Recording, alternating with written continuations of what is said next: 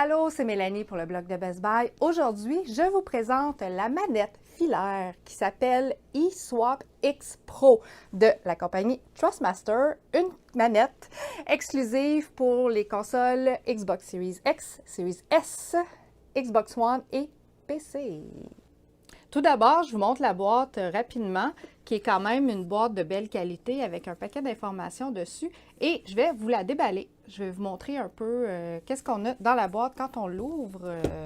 OK. D'abord, ici, on a vraiment tout le contenu de la manette. Là, j'ai enlevé les plastiques pour que ce soit plus facile à sortir parce qu'on a d'ailleurs, c'est bien protégé ici, on a la fameuse manette de Trustmaster qui est, je vais vous montrer plus en détail tout à l'heure, mais on voit rapidement de quoi elle a l'air ici de chaque côté avec les commandes en avant.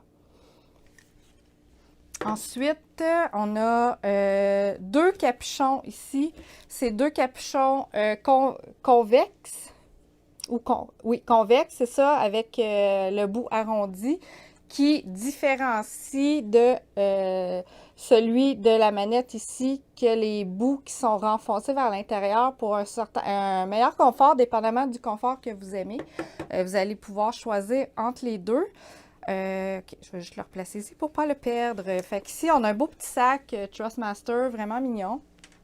Et dans le sac, vous pouvez y mettre votre fil. Le fil fait 3 mètres de longueur et le petit tournevis ici qui sert à faire la personnalisation que je vais vous montrer tout à l'heure. Donc, on a ici vraiment le contenu de la boîte au complet avec la belle boîte de Trustmaster pour le eSwap X Pro Controller. Mes impressions au sujet de la manette eSwap X Pro de la compagnie Trustmaster sont très bonnes. D'ailleurs, elle a exactement, si on regarde, les mêmes boutons que Xbox. Donc, le bouton Xbox, les boutons ici pour les menus, le bouton pour le partage aussi. Partager des vidéos, des photos directement à partir de l'application de la console Xbox. Donc, c'est une manette que je pourrais dire quand même officielle, qui a été faite, qui a les logos officiels de la compagnie. Donc, ça a dû être fait avec des ententes avec eux.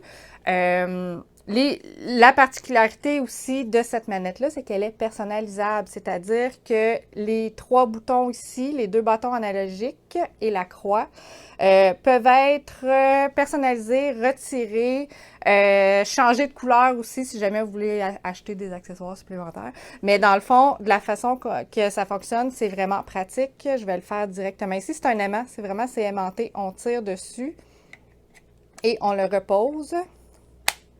Et ça tient vraiment très bien. J'avais peur que ça tombe à un moment donné en jouant, mais ça n'a pas tombé.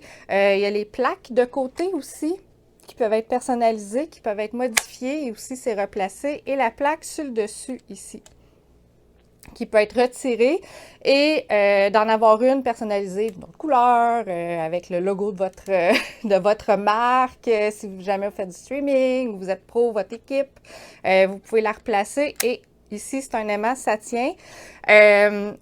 Je l'ai échappé une fois, puis il y a un aimant qui est tombé. C'est correct, mais l'aimant est quand même assez fort pour que c'est vraiment un gros accident qui va faire en sorte que ça peut décoller. Sinon, ça décolle pas. C'est vraiment, puis ça, tout est, une fois que c'est installé, ça paraît pas, tu sais, c'est vraiment tout doux au toucher, c'est vraiment confortable. Pour moi, ça a l'air quelque chose de bonne qualité. L'autre chose aussi, c'est qu'il y a 4 boutons à l'arrière ici qu'on peut personnaliser. Donc, pour le faire, on a 2 profils ici, 2 utilisateurs. On appuie sur le mode Map, le bouton Map ici. Puis, en mettant le bouton Map, on peut décider sur les 4 boutons à l'arrière, lesquels ici on veut leur assigner. Fait que ça peut être pratique pour quelqu'un qui joue de façon professionnelle ou un jeu en particulier où il reprend tout le temps les mêmes commandes. Bien là, c'est facile de dire, OK, tu sais, ces deux-là ici, ça va être L3, R3 par exemple, quelque chose comme ça. Il y a aussi les 2 boutons ici. En fait, ça, c'est pour les gâchettes analogiques. Les gâchettes, en fait, c'est qu'on peut décider d'avoir une gâchette complète ou juste de la barrer à moitié. Fait que dépendamment si on joue ici, tu vois là, juste à moitié, ici est complète. Pour les jeux de tir, moi je m'en suis servi, c'est drôle parce que je jouais avec à Tomb Raider, un jeu où justement il y a de l'arc et il y a du fusil une fois de temps en temps. Ben, ce que j'avais fait, c'est que le bouton pour viser, je l'avais mis au complet et le bouton pour tirer, vraiment pour les projectiles, je l'avais mis à moitié. Fait que je pouvais y aller plus vite un peu, puis ça marchait. Puis je trouvais ça très bien. J'ai bien aimé ça. Au final, ça va quand même bien. Pour ah oui, pour la croix analogique, c'est là qu'on a besoin de notre petit tournevis. C'est qu'il y a un petit crochet ici à l'embout. Fait qu'on fait juste l'entrée ici. Wow! Le tourner pour que ça accroche, puis on tire dessus. On va le montrer, là. Et voilà. Fait que là, on a ici notre petite croix. Qu'on peut échapper à terre, mais il faut faire attention. Puis qu'on peut aller replacer, tu sais, on peut interchanger ici les deux si on aime mieux la position avec les deux bâtons de façon parallèle ou les deux bâtons asynchrones. Fait qu'ici, on le remet, puis c'est replacé. C'est un aimant. Ça tient tout ça, c'est vraiment facile, c'est ça qui est le fun. Fait que, puis, c'est une manette filaire, donc là, justement, on voit rien, mais aussitôt qu'on le branche, c'est une petite prise ici, mini USB, je pense, mais qui est barrée ici. Le fil fait 3 mètres de long. Pour moi, ça a été amplement. J'ai pu garder la console vraiment où est-ce qu'elle est placée et m'installer sur mon divan, puis j'avais aucun malaise. C'était confortable. Je me sentais même pas pris avec la longueur du fil. Pour moi, c'était amplement suffisant. Fait que 3 mètres, c'est quand même assez long. Puis ce qui est le fun, c'est que c'est un fil en tissu tressé qui recouvre justement la connexion. Fait que pour moi, c'est quelque chose de très bonne qualité. Ça va éviter aussi que ça fasse des nœuds et que ça se tortille partout. Fait que c'est quand même très bon, surtout avec la longueur de fil qu'il y a. Fait que ça, puis une fois connecté, ça tient vraiment très bien. Il y a des voyants lumineux aussi qui indiquent si la manette est allumée et quel profil d'utilisateur est utilisé parce qu'on peut enregistrer 2 profils à l'intérieur.